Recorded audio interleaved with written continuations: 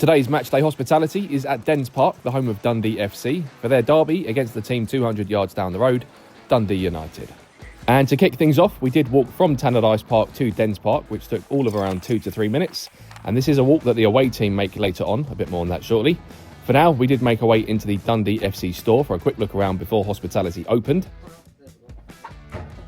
Unfortunately, fully sold out of pin badges this time around, so we'll need to come back again. We did spot the home kit, which I think is pretty smart.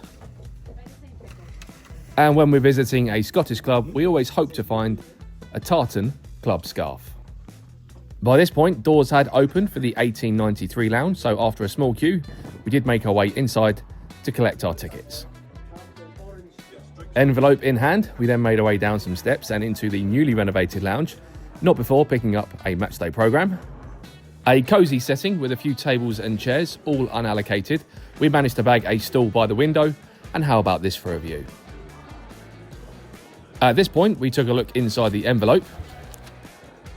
Inside were our matchday tickets, as well as a couple of drinks tokens. There was one token per person, so we made our way up to the bar and checked out some of the decor on the way, grabbed a couple of drinks, and checked out the food menu. On today's menu was a hellish hot dog, and it was served before the match and was included with the ticket. And after whacking on some mustard and ketchup to go with the fried onions, in our books you can't go wrong with a decent hot dog before the match. Then it was just about time for an iconic bit of Scottish football culture. The Dundee United players walked from Tannadice Park to Dens Park, something the opposition does every time the two teams play each other. This meant not too long to go until kickoff, so we made our way back into the lounge, which had continued to fill up. And fortunately, just in time to hear from Rab Shannon, a former player who used to play for Dundee FC and Dundee United. We also grabbed a few half-time draw tickets and a musician added to the atmosphere.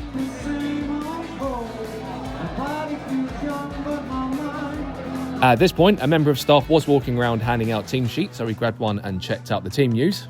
We then got our hands on this remote around 15 minutes before the start of the match, and we had the privilege of bringing the blinds down inside the lounge before kickoff. We then grabbed our belongings and made our way up a few steps. Staff pointed us in the right direction into the north stand. At this point, a good idea to keep your ticket to hand so that you know which seat you're heading to.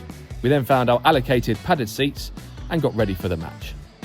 By half-time, it was 1-0 to Dundee United, and we made our way back into the lounge because there were hot drinks and pies ahead of the second half. And as this is the closest derby in the UK, good to see both sets of fans turning up.